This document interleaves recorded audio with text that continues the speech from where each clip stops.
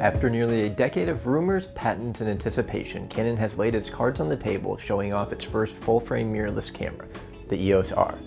When Canon asked itself whether the EOS R was an evolution or a revolution, the answer was simply yes. The EOS R doesn't feel like any sort of transition. It's smaller than a DSLR, but otherwise looks similar with similar specs and even similar ergonomics. But in so many other ways, it feels like something entirely different. This is an entirely new system for Canon, complete with a new lens mount, and that means all new lenses. Yes, you'll be able to use your EF mount DSLR lenses via an adapter, but Canon is otherwise letting go of the past in order to better build a future. And that's not just about the look or feel. The EOS R sets the stage for a whole new level of performance.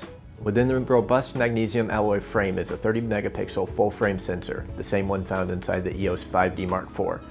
What's changed, however, is that it now has 5,655 dual pixel autofocus points. In other words, a whole lot more than what we've seen in other cameras. To power it, Canon included the new Digic 8 processor, quite a step up from the Digic 6 Plus in the 5D Mark IV. The EOS R can also churn out 8 images per second in continuous mode, but there is one drawback to all those autofocus points. The burst rate drops to just 5 frames per second if you want continuous autofocus. To be sure, this probably isn't the sports version of the EOS R series. Canon has confirmed additional models are on the way, but it's something to be aware of if you need a camera for shooting moving subjects. On the plus side, autofocus accuracy and speed is fantastic. The camera didn't have any trouble snapping between the foreground and background objects in photos and even tracking motion. This is complemented by the no blackout viewfinder. Although it does pause briefly when you take an image, there's still a small delay in the live view feed. What also impresses is how well the EOS R worked with adapted EF lenses. Autofocus performance felt identical to using them on a DSLR. This is very good news for photographers with a large collection of Canon EF glass. You won't have to worry about sacrificing performance if you want to switch to the EOS R.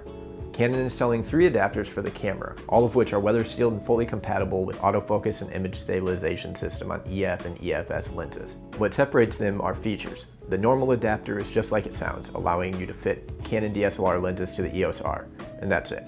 The control ring mount adapter, on the other hand, brings one of the R system's new features to adapted DSLR lenses, adding a customizable control ring. Finally, there's the drop-in filter mount adapter, which comes in either neutral density or circular polarizer varieties. One of the less impressive specs is the battery life, which is rated at just 350 shots, 370 if you don't use the EVF. However, as is often the case, we got many more exposures per charge than that, 3 to 4 times as many. In the real world, we expect battery life won't be a drawback for most users.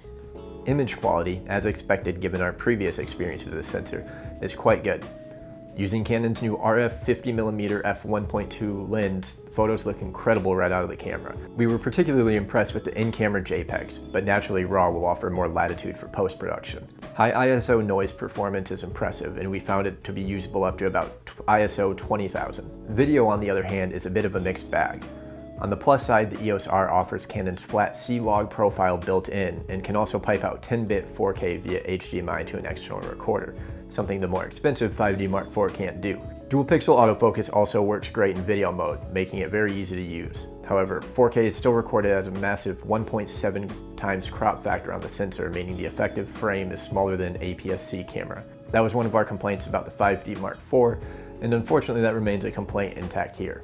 That puts Canon decidedly behind Sony and even Nikon when it comes to video, as they both offer full sensor 4K recording. Overall, the EOS R impressed us with its build quality, performance, and versatility.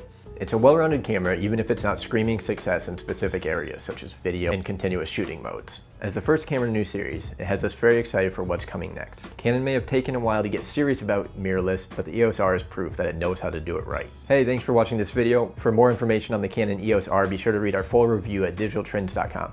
And don't forget to hit that subscribe button for more videos from Digital Trends.